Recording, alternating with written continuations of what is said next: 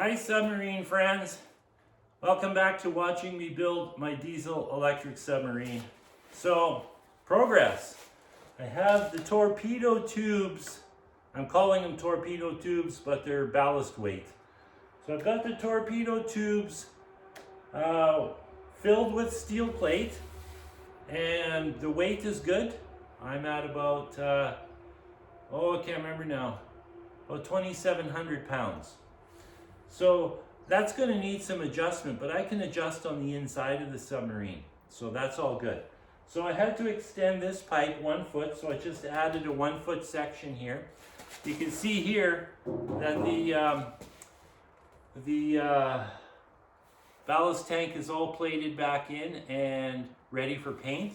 Well, not quite. I still have to do a little bit of filler work up here just so everything above the water line, I want it to look pretty nice.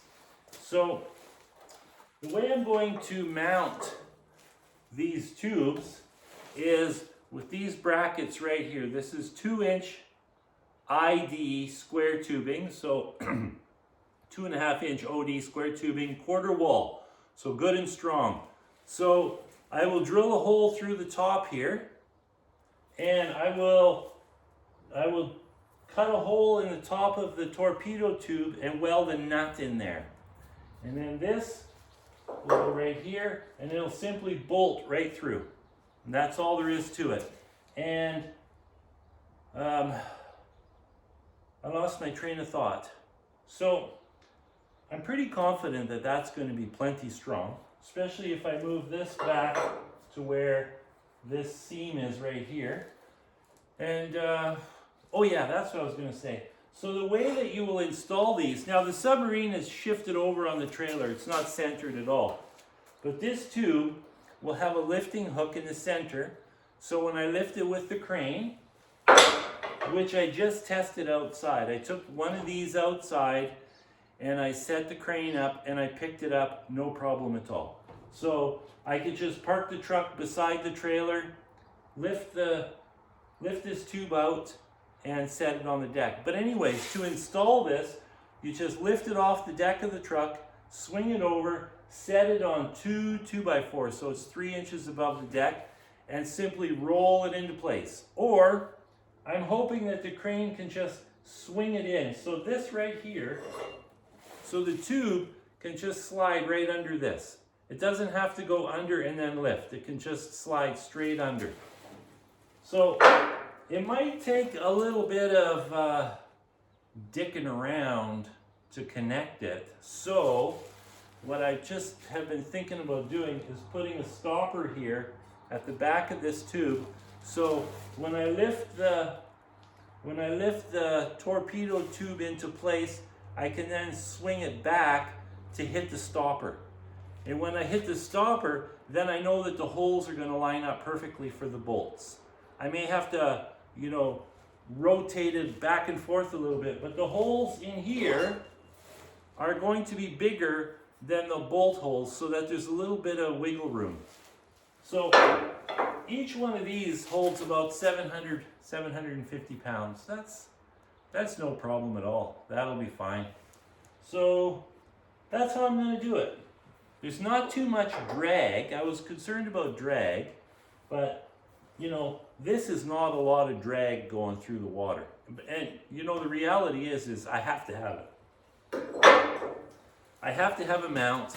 It has to be really strong, and I have no choice. I have to have removable weights. I have no choice, so I just have to live with how it's going to look.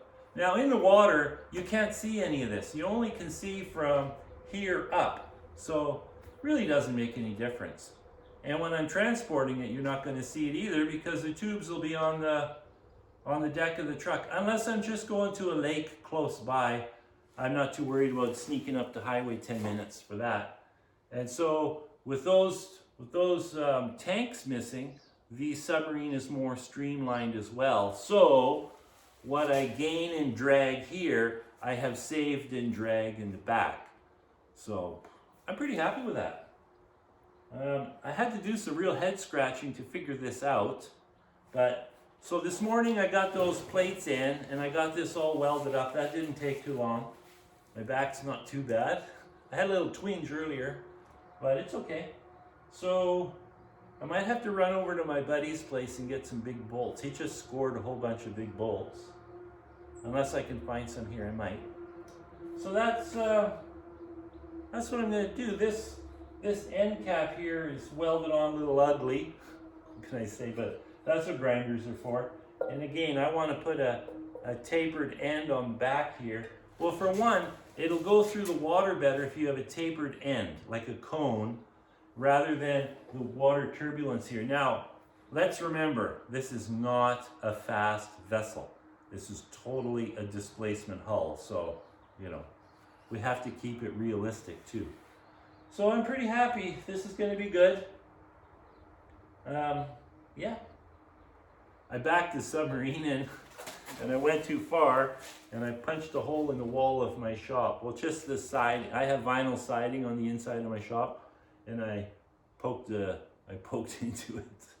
I really should put a mark on the floor as to how far I can back in so I don't keep doing that. This is not the first time I've hit that. And actually, I can't close my door. So what I was thinking, if I want to put this in here this winter, I might put a doorway there. I'll just cut a doorway into the wall and then I can have like a shed entrance on the outside so that the back of the hull can sit in that space and then I can heat the shop and work on it in the winter.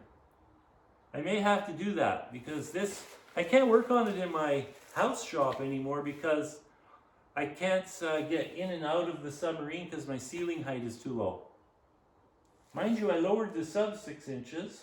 Oh, I'm gonna have to measure that. I might be okay. Still pretty tough to get in there, and I don't think my wife will let me cut a hole in the ceiling. So in our kitchen, we have a trap door to get in the submarine. Anyways, that's gonna be it for today, guys. Ciao.